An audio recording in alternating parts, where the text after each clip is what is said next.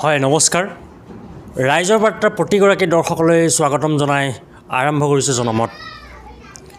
এইবাৰ আমি এগৰাকী বিশেষ ব্যক্তিৰ কাষলৈ আহিছোঁ, যিগৰাকী ব্যক্তি প্ৰচাৰ বিমুখ, উত্তৰ অসমৰ প্ৰথমগৰাকী ভাৰতীয় জনতা পাৰ্টীৰ ৰাজ্যিক সমিতিৰ এগৰাকী নেতৃস্থানীয় ব্যক্তি হিচাপে যোগদান কৰা সদৌ অসম ছাত্ৰ সন্থাৰ একালৰ দুৰ্দান্ত নেতা মাধৱদেৱ, বৰ্তমানৰ মাধৱদেৱ ইউনিভাৰ্চিটিৰ তেখেত প্ৰাক্তন সাধাৰণ সম্পাদক। আমি সেইগৰাকী ব্যক্তিক আজি আমাৰ ষ্টুডিঅ'লৈ নিমন্ত্ৰণ কৰি আনিছোঁ। তেখেতৰ যি ৰাজনৈতিক জীৱন, সেই ৰাজনৈতিক জীৱনৰ বিষয়ে আমি কিছু কথা পাতিম। প্ৰথমে আমি চিনাকি কৰিছোঁ সন্মানীয় লক্ষীকান্ত বৰা ডাঙৰীয়া। নমস্কাৰ। নমস্কাৰ। কি ক'ব, আজি ৰাইজৰ বাৰ্তাৰ অফিচত আপুনি প্ৰচাৰ বিমুখ, যিহেতু আজি প্ৰথমবাৰৰ কাৰণে ৰাইজৰ বাৰ্তাৰ অফিচত। হয়, আপোনালোকক সকলোলৈকে মোৰ আন্তৰিক ধন্যবাদ জ্ঞাপন কৰিছোঁ। আপুনি কৈছে যে মই প্ৰচাৰ বিমুখ হৈ থাকি ভাল পাওঁ। মই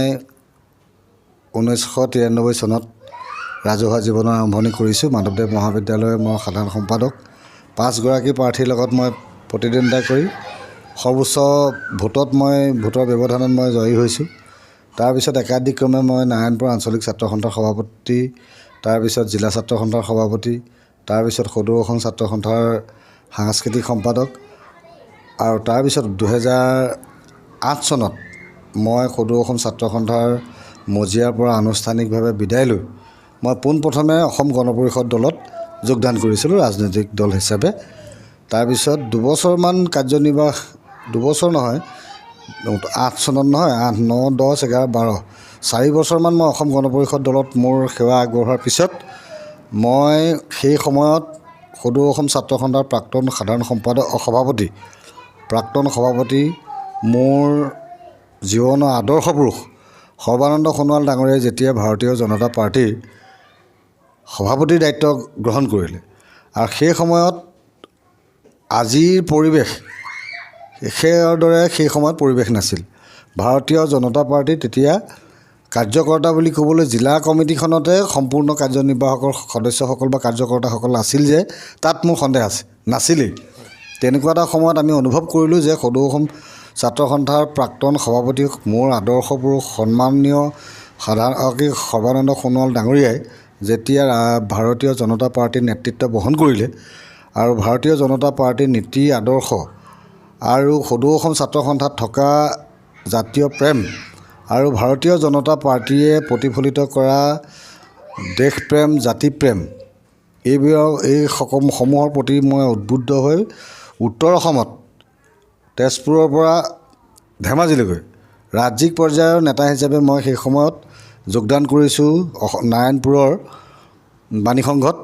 আৰু যেতিয়া মই বাণী সংঘত জইন কৰিছোঁ, সেই সময়ত সন্মানীয় সৰ্বানন্দ সোণোৱাল ডাঙৰীয়া ৰাজ্যিক সমিতিৰ সভাপতি, বৰ্তমানৰ সন্মানীয় সাংসদ ৰঞ্জিত দত্ত প্ৰাক্তন সভাপতি তেখেত, তাৰপিছত বৰ্তমানৰ ৰাজ্যিক সমিতিৰ সন্মানীয় সভাপতি দিলীপ শইকীয়া ডাঙৰীয়া সেই সময়ত লখিমপুৰ জিলাৰ প্ৰভাৰী, তাৰোপৰি সাংগঠনিক সম্পাদক, ভাৰতীয় জনতা পাৰ্টীৰ সাংগঠনিক সম্পাদক সন্মানীয় ফণীন্দ্ৰনাথ শৰ্মা ডাঙৰীয়া, গণেশ লিম্বু ডাঙৰীয়া, ডাক্তৰ ৰঞ্জন গগৈ প্ৰমুখ্যে সেই সময়ৰ ৰাজ্যিক কাৰ্যনিৰ্বাহক, ভাৰতীয় জনতা পাৰ্টীৰ ৰাজ্যিক কাৰ্যনিৰ্বাহকৰ শীৰ্ষ নেতৃত্বৰ উপস্থিতিত মই বাণীসংঘ নাৰায়ণপুৰত বহুসংখ্যক সমৰ্থকক লৈ যোগদান কৰিছোঁ। আৰু তেতিয়াৰ পৰা মই এতিয়ালৈকে ভাৰতীয় জনতা পাৰ্টীৰ প্ৰতি কোনো স্বাৰ্থ নৰখাকৈ নিস্বাৰ্থভাৱে মোৰ সেৱা, আগতে মই সদৌ অসম ছাত্ৰ সন্থাৰ মজিয়াত থাকোঁতে ৰাইজৰ লগত তৃণমূল পৰ্যায়ত যেনেকৈ মই ৰাইজৰ প্ৰতি সেৱা আগবঢ়াই আহিছোঁ, এতিয়াও মই আজি তাৰিখলৈকে ভাৰতীয় জনতা পাৰ্টীৰ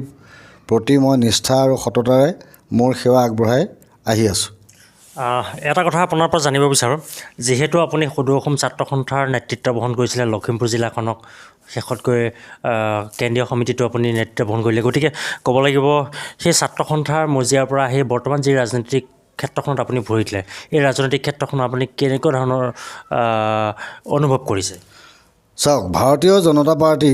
এই ৰাজনৈতিক দলটো এটা সুকীয়া ৰাজনৈতিক দল। ই অন্য ৰাজনৈতিক দলৰ লগত ইয়াৰ আদৰ্শ নিশ্চিতভাৱে মিল নাই। ভাৰতীয় জনতা পাৰ্টীয়ে কেতিয়াও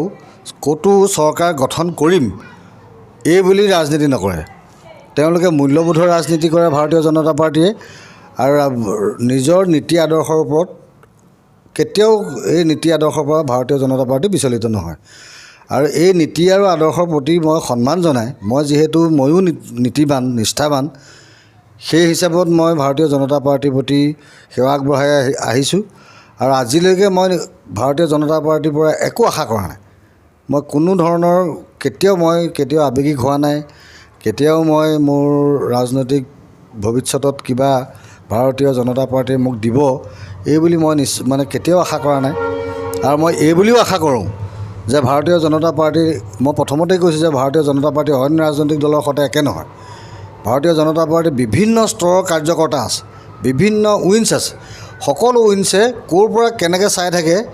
এয়া কোনেও ক'ব নোৱাৰে চাগে মই নিজেই ক'ৰবাত ময়ো নিজৰ বিফলতা মোৰ চাগে ক'ৰবাত আছে মই যিহেতু প্ৰচাৰ বিমুখ মই তৈলমৰ্দন নকৰোঁ তো তেনেকুৱাবিলাক কাৰণতে হয়তো মই আজিও ৰাইজৰ মাজতে থাকিব লগা হৈ আছে ইয়াৰ বাবে মোৰ কোনো আক্ষেপ নাই কিন্তু আশা কৰিম যে ভাৰতীয় জনতা পাৰ্টিৰ প্ৰতি শেষ মুহূৰ্তলৈকে মোৰ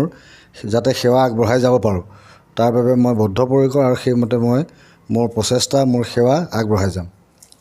ক'ব লাগিব ইতিমধ্যে আমি প্ৰথমে উল্লেখ কৰিছোঁ যে একেবাৰে প্ৰচাৰ বিমুখ লক্ষীকান্ত বৰা ডাঙৰীয়া আজিলৈকে কোনো সংবাদ মাধ্যমৰ কাষ চপা নাই আজি আমাৰ বিশেষ অনুৰোধত আহি তেখেতে আমাৰ কাৰ্যালয়ত উপস্থিত হৈছে যিহেতু 2024 সাধাৰণ নিৰ্বাচন আহি আছে অসমৰ বিধানসভাৰ এই 2024 নিৰ্বাচনৰ কাৰণে বিহপুৰীয়া সমষ্টিৰ পৰা আপুনি কেনেধৰণে কি আশা কৰে মই আগতেই কৈছোঁ যে ভাৰতীয় জনতা পাৰ্টি ৰাজনৈতিক দল ইয়াৰ মতাদৰ্শৰ লগত মই একাত্ম যদি দলে বিভিন্ন উইংছে প্ৰত্যেকজন কাৰ্যকৰ্তাৰ ওপৰত নজৰ ৰাখি আছে ইয়াত মই মোৰ নিজৰ যোগ্যতা আছে মই নিজে পাৰদৰ্শী এই বুলি মানে ঢোল বজাই একো লাভ আছে বুলি মই নাভাবোঁ তো মই আশা কৰিম মই ৰাইজৰ সেৱা বৰ্তমান আগবঢ়াই আছোঁ যদি ভৱিষ্যতৰ দিনত দলে আশা কৰাৰ ধৰণে বা মনত ভবা ধৰণে বা দলে যদি বিবেচনা কৰে তেতিয়াহ'লে ৰাইজৰ নেতৃত্ব দিবলৈ মই সদায় সাজু আছোঁ বৰ্তমানো মই নেতৃত্ব দিয়ে আছোঁ কোনো কথা নাথাকিলেও মই আগতে যেনেকৈ নেতৃত্ব দি আছোঁ সমগ্ৰ সমষ্টিটোত বা অঞ্চলটোত বা সমগ্ৰ ৰাজ্যখনত আজিও মই এগৰাকী মানে লিডাৰ হিচাপেই য'তে যাওঁ ত'তেই মোৰ স্থান আছে বা মই সেই হিচাপত মোৰ সন্মান অটুট ৰাখি আছোঁ গতিকে ভৱিষ্যতে যদি দলে বিবেচনা কৰে তেতিয়া ৰাইজৰ নেতৃত্ব ল'বলৈ মই সদায় সাজু আছোঁ প্ৰস্তুত আছোঁ বৰ্তমান যিগৰাকী বিধায়ক আছে বিধায়কৰ লগতে আৰু কেইবাগৰাকীও নতুন মুখ যেনেকৈ দেৱানন্দ হাজৰিকা ইতিমধ্যে দেখা গৈছে তেখেতেও কুচকাৱাজ চলাই আছে বা ৰাজীৱ বৰুৱাই কুচকাৱাজ চলাইছে ঠিক তেনেকৈ মুখ্যমন্ত্ৰীৰ ব্যক্তিগত সচিব যিগৰাকী ৰঞ্জিত ভট্টাচাৰ্য তেখেতেও ইতিমধ্যে প্ৰচাৰ চলাই থকা বুলি আমি গম পাইছোঁ সংবাদ মাধ্যম বা সামাজিক মাধ্যম যোগে গতিকে ক'ব লাগিব তাৰ মাজতে আপুনিও এগৰাকী সেইসকলৰ মাজত আপোনাক যদি টিকেটটো দিয়ে বা দিলে আপুনি ধৰক কেনেধৰণে যুঁজ কৰিম বুলি ভাবিছে যুঁজৰ কথাই নাই মই 93 চনৰ পৰাই ৰাইজৰ লগত আছোঁ অঞ্চলটোত সমষ্টিটোত গ্ৰাছৰুটৰ সকলো স্তৰত মোৰ জনপ্ৰিয়তা আছে আৰু চিনাকি আছে আৰু সেৱা আছে মোৰ প্ৰত্যেকটো অঞ্চলতে ক'ৰবাত নহয় ক'ৰবাত কিবা এংগুলত 93 চনৰ পৰা আজিলৈকে মোৰ সেৱা আছে আৰু তাৰ সেৱাৰ স্বাক্ষৰ মানে সকলো জেগাত বহন কৰি আছে গতিকে কেনেকৈ যুঁজ কৰিবলগীয়া ইয়াত প্ৰশ্নই নাই ৰাইজে আঁকোৱালি ল'ব এইটো বিশ্বাস মোৰ 100% আছে এই বিশ্বাসটো মোৰ আছে মই এইটো মানে ডাঠি ক'ব পাৰোঁ যে ৰাইজৰ আস্থা বিশ্বাসেৰে সৈতে মই যদি দলে ভৱিষ্যতে মোক দায়িত্ব অৰ্পণ কৰে তেতিয়াহ'লে মই ইতিহাস ৰচনা কৰিবলৈ মই সাজু আছোঁ নিশ্চয় ক'ব লাগিব এয়া হৈছে সন্মানীয় লক্ষীকান্ত বৰা ডাঙৰীয়া একালৰ প্ৰাক্তন আছু নেতা যিগৰাকী আছু নেতাৰ জৰিয়তে বহুতো নতুন যুৱকৰ সৃষ্টি হৈছিলে আছুলৈ ধাৱমান হৈছিলে গতি কৰিছিলে এইগৰাকী লক্ষীকান্ত বৰা প্ৰচাৰ বিমুখ যিগৰাকী লক্ষীকান্ত বৰা ইতিমধ্যে আহি আমাৰ ৰাইজৰ বাৰ্তাৰ জৰিয়তে জনাইছে আগন্তুক 2024 বৰ্ষত যদি তেখেতে দলে টিকট দিয়ে নিশ্চিতভাৱে তেখেতে বিহপুৰীয়া সমষ্টিৰ পৰা এগৰাকী নতুন বিধায়ক হিচাপে তেখেতে নিৰ্বাচিত হৈ বিধানসভালৈ গতি কৰিব আৰু তেখেতৰ যিহেতু ইতিমধ্যে কৈছে তেখেতৰ আদৰ্শ পুৰুষ হৈছে